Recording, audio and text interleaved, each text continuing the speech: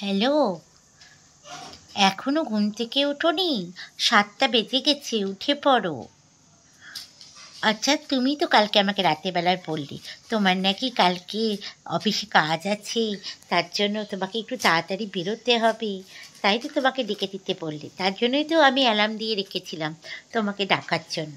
তা উঠে পড়ো। হ্যাঁ, আসলে কি বলো তো, আর কদিন পরই তো তোমার সঙ্গে আমার বিয়ে হবে। আর তার জন্যই না আমি এই কাজগুলো এখন থেকে প্র্যাকটিস করে রাখছি। বিয়ের পরেই তোমাকে এইভাবে কি দিকে তুলবো, তোমাকে তোমার জামা প্যান্ট গুছিয়ে দিতে হবে, তোমাকে খাবার এগিয়ে দিতে হবে, তোমার পছন্দের জিনিস তোমার কাছে তুমি যেগুলো বলবে সেগুলো রান্না করতে হবে।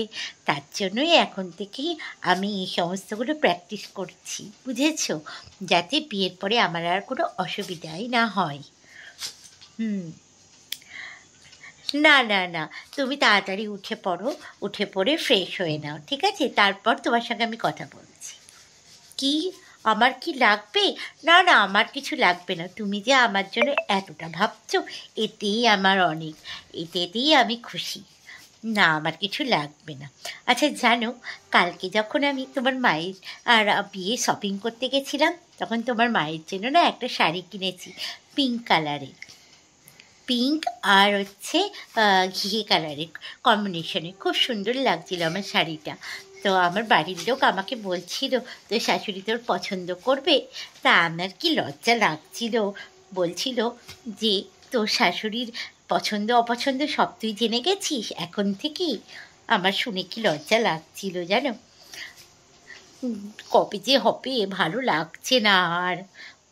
জানো তো, বিয়ের পরে তুমি আমাকে পাহাড়ে নিয়ে যাবে, সমুদ্রতে নিয়ে যাবে, তোমার যেখানে ইচ্ছে তুমি আমাকে সেখানে নিয়ে যাবে। তুমি যেখানে নিয়ে যাবে আমি সেখানেই যাব। আমার কোনো চাহিদা নেই, তুমি যা বলবে আমি সেটাই করব। তুমি যেটা পছন্দের শাড়ি কিনে দেবে আমি সেটাই হাতে করে নেব। হ্যাঁ, কবে যে আসবে এই দিনটা, আমার আর তর্স হয়েছে না, আমার আর ভালো লাগছে না। আমি তো এখন থেকেই ক্যালেন্ডারে দাগ দিতে শুরু করেছি, কটা দিন আর বাকি আছে। হ্যাঁ হ্যাঁ হ্যাঁ, ঠিক আছে ঠিক আছে, তুমি তাড়াতাড়ি উঠে পড়ো, ঠিক আছে?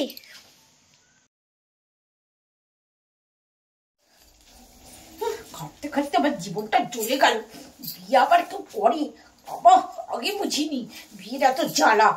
সারাটা দিন যে সকাল থেকে উঠে রাত অব্দি শুধু খাটো আর খাটো।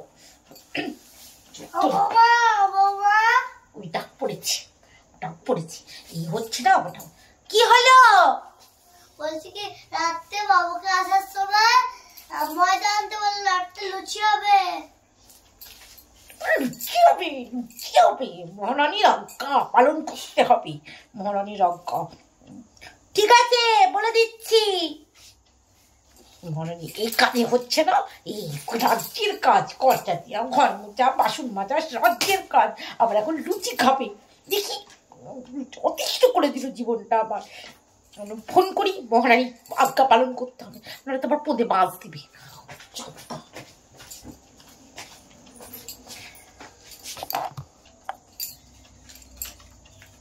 হ্যালো, কি হলো? কাল সময় তো ফোন করেছো কেন?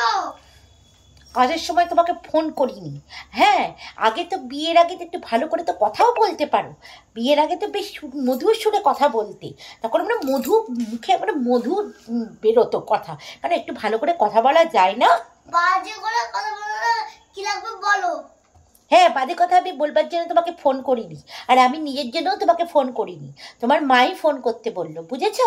তোমার মা বললো বাড়িতে আসার সময় ময়দা নিয়ে আসবে, রাতের বেলায় উনি লুচি খাবে। মাসের শেষ, ময়দা দিয়ে লুচি করো না, আটা দিয়ে লুচি করো। কি, আটা দিয়ে লুচি খাবে? বাবা, বাপের কালে আমি এইসব কথা শুনিনি। মাথাটা জ্বলে গেল, আটা দিয়ে আবার কেউ লুচি খায়? সাতার মাথা আমার। দেখো, আমি ওইসব বলতে পারবো না তোমার মাকে, তুমি গিয়ে ফোন করে বলে দাও তোমার মাকে, বুঝেছো? আর একটা কথা বলবো। কি বলো? বলছিলাম আমার শ্যাম্পুটা শেষ হয়ে গেছে, মাথায় শ্যাম্পু লাগাতে পারছি না। সার্পের গুঁড়ো দিয়ে তুমি মাখো। সার্পের গুঁড়ো দিয়ে কেউ মাথা ঘষে? উফ বাবা রে, কি কিপ্টে লোক রে বাবা। তুমি রাখো তো ফোন, তুমি রাখো। সার্পের গুঁড়ো দিয়ে বলছে মাথা ঘুরতে। বাবা রে, কি জ্বালায় পড়েছি। কেন যে বিয়ে করতে গেছিলাম, বাপরে বাপ, হারে হারে বুঝছি বিয়ে করার কি জ্বালা। হ্যাঁ, যত সব। বিয়ে তো কেউ করে না, গলায় ফাঁসি দেওয়া বিয়ে করা মানে। উফ।